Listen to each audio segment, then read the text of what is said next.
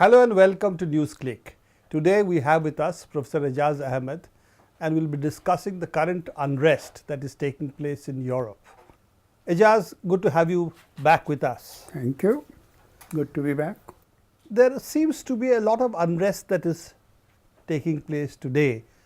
First due to the financial crisis, and then the actions that different governments have taken.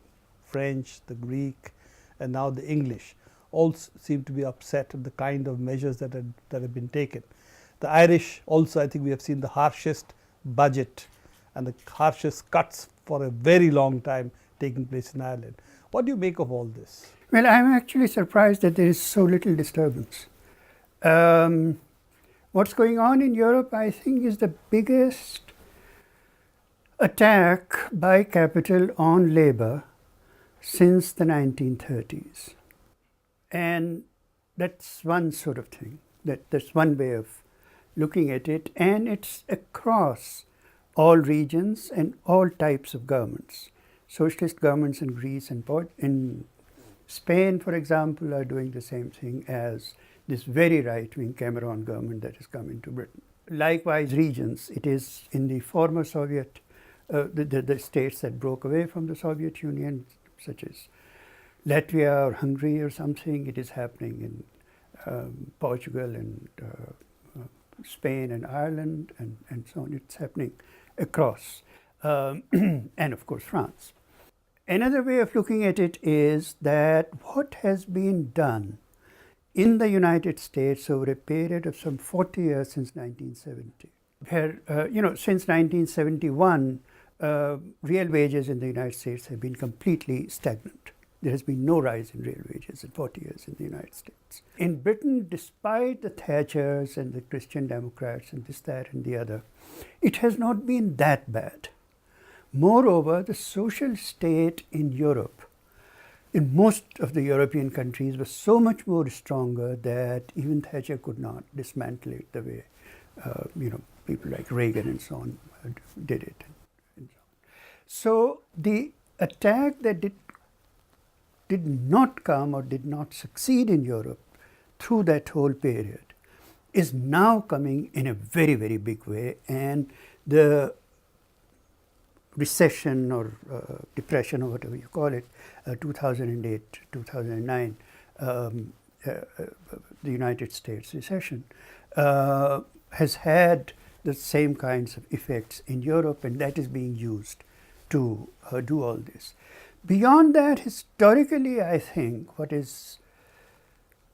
social state in Europe came into being out of the struggles against fascism and out of the defeat of fascism in 1945. That whole legacy is being dismantled in Europe today at the expense of the working class.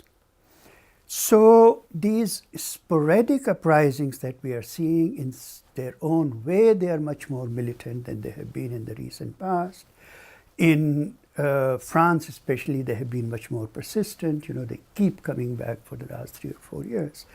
But they have not aggregated into something that becomes a political movement. So on one hand, you have resistance against the measures that the state is doing, essentially, as you said, to change the equation between labor and capital. And in this labor, it's also what would be called the intellect workers, the middle class in that sense, is also in this sense a part of this labor. But what is missing is an overarching vision of resistance, which can look at the system as a whole. Is that what you would say is the problem in terms of the resistance? Yes, that is part of what I am saying. What I also think is that the kind of actions that have been taken in most places seem designed to let off steam. You have a general strike now and another 1 day of general strike 3 months later and another general strike 3 months later, and gradually the whole phenomenon becomes just routine. Concerted resistance, a long-term general strike, those kinds of things are not happening, partly because I think those kinds of forces have not assembled. So at one level, what I am saying is that the balance of class forces in Europe is so unfavorable to the working class. The political organization of the working class is so decimated, defeated, whatever you want to call it, that the kind of resistance you need is not coming. Secondly, I think, these are protests against don't raise the age of retirement. Okay, and somewhere else there would be some other kind of issue and so on, and then you protest and you go home. But the rise of any kind of political force that can actually organize this resistance on the fundamental issues. In the Eurozone, for example, this whole issue of the only way countries like Greece or Spain or Ireland can do anything about it is by leaving the Eurozone. And that's not on the agenda. And no one talks about that. There are costs attached to that, and you may say, no, this is not a good idea because there are costs attached to it. But that is the fundamental fact, that some of this crisis is coming because Germany has been exporting its products to these countries and coercing them to buy even completely useless stuff. I mean, Greece buys an enormous amount of military hardware from Germany just in order to get the German banks to finance some other aspects of their economy. That issue that within the Eurozone there is such disbalance of power between the Germans and the rest, and the most German and the French and the rest, that disbalance itself, it's a structural problem, that the loss of sovereignty over your own currencies has been catastrophic for these smaller countries, where they cannot decide their own exchange rates, they cannot decide their own tariff policies, they can't. There's only one way. There's only one way for them to beat the crisis, which is basically cut back on government benefits, welfare benefits, cut the wages, because they can't change the exchange rate. So effectively, this is the only option left for them if they don't want to leave the euro. Well, absolutely, Prabir. I was going to say that what they are implementing in about half a dozen of the European countries today is actually much more harsh. That was done by the IMF in a number of the third world countries. What they have done in countries like Latvia or Ireland can be compared to the worst experience of IMF conditionalities in Latin America. And this has been imposed by essentially the German banks on the rest of Europe. And one way of looking at it is that the imperial center is doing it to its own peripheries. German banks, Scandinavian banks, in some cases British and French banks, but yes, German banks and other German corporations. And you see, again, one of the things is that over the last 20 years, Germany is the country where wages have remained stagnant. Whereas in these other peripheral countries, Portugal, Ireland, Spain and so on, wages have been rising. So there is a sort of a wage advantage for Germany compared to these countries. The only way Germany has been able to dump or export its products to these countries is by keeping its wages stagnant and use the new purchasing power in these countries. This whole phenomenon is not gelling into any organized left outside the established center-left politics of Europe, of social democracy. D-Link in Germany or the anti-capitalist party in France, or there are similar parties in the Netherlands and so on, have not actually grown during this period of protests. They have not been at the head of it, precisely because they do not have an alternative plan as to how do you get from here to there. And what's happening in Europe at the moment politically I think is a transitional moment, is that in a number of countries, there is on the one hand the rise of the far right, very, very substantially. In some countries, very, alarmingly, 25%, 30% of the vote. Second largest party is 37 or 38 members of the European Parliament.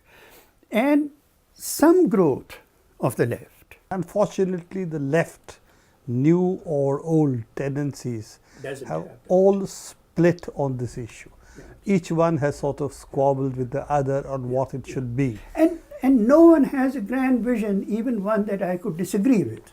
You know?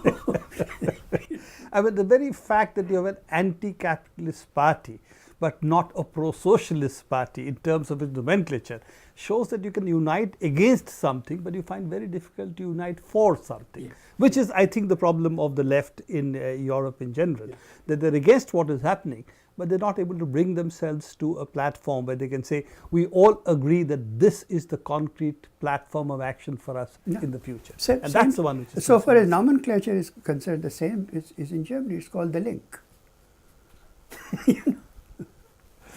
Yes. So this is exactly the problem, that the left, unless what you are saying is, unless it really picks up the courage to demarcate itself clearly, programmatically, and try and recover from the defeat it has sustained earlier, it is not going to be able to grow. And what you really need for that is a unifying vision, which cuts across different sections. These new organizations like the Die Linken in Germany, or the Anti-Capitalist Party, one, programmatically, their confrontation with center-left is sort of point-by-point disagreement of, we don't want this way, we want it that way. But it's not an overall structural thing. Worse than that, from my point of view, all these parties are programmatically reluctant to identify a social base that they represent.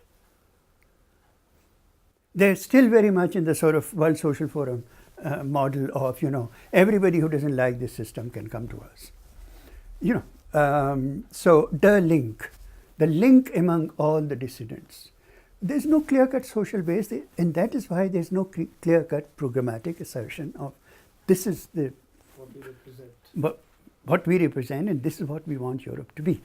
I think that is, of course, to be fair to the left in Europe, that's a much larger crisis of the left.